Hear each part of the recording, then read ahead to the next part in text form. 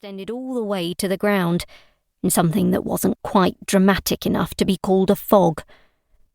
The deciduous trees lining the road had already lost their leaves, and the constant moisture of the soft dove-coloured air had turned the resulting carpet of orange and red into a deep brown mulch. Sheep huddled together in wet fields and glared at the occasional passing cars.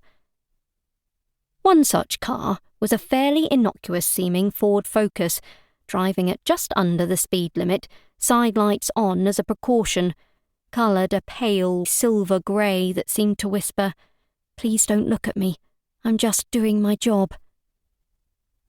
It had a parcel shelf at a slight angle, betraying that perhaps the boot was a little overfilled.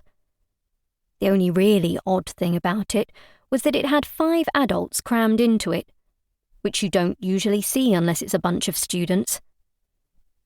The passengers were not students. They were the Rook family. They were on their way to work, and they were playing a car game that they had played since the kids were small. In the front passenger seat, Brenda Rook spotted something, leaned around to the back seat and flicked her son on the top of the head. Darryl Rook, once a gangly and awkward boy, now fully blossomed into a gangly and awkward 35-year-old man, responded more with annoyance than with pain. "Ow, Mum, that's not fair!" "Of course it's fair," replied his mother, sitting comfortably back into her seat. "If you see one first, you get to flick me." "When do I ever get to be the one to flick you?" "Why would you want to flick your own mother?" "Because that's the game, Mum. You made up the rules." Darryl folded his arms and leaned against the back window, glaring out at the soft dove of it all. "And you know it's not fair because you can see them better than I can." "Maybe if you practiced more," retorted Brenda quietly. "Maybe if I were allowed to sit in the front once in a while," snapped Darryl. Brenda turned again and gave her son a hard stare over her shoulder. "I happen to enjoy sitting next to my husband on car journeys. Don't you?" "You and Dad could both sit in the back," argued Darryl. "I could drive, and Janusz could ride shotgun." "Shotgun?" asked Janusz from the middle of the back seat, a crease of worry furrowing his exceptionally symmetrical face.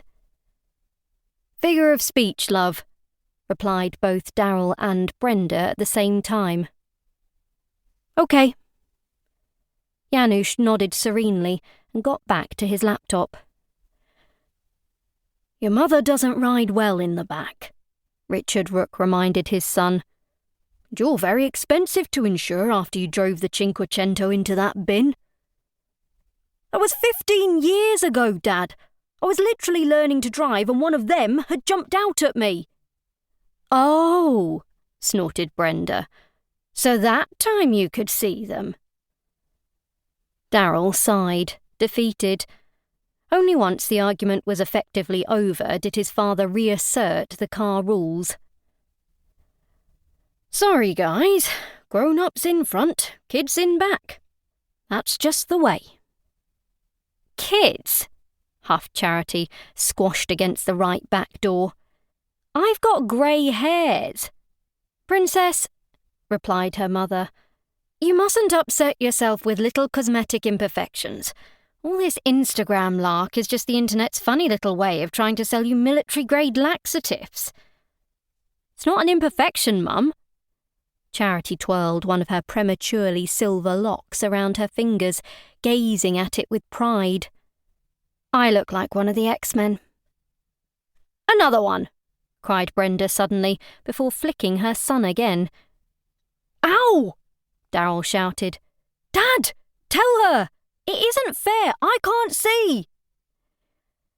"Dear," sighed Richard, "you should probably stop your game with Darryl.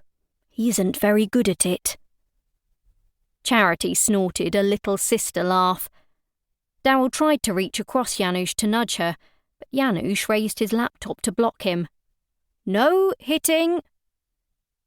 You don't stop Mum flicking me. To keep listening to this audiobook, I've left you a link in the description so you can do it, at no cost thanks to Audible's 30-day free trial.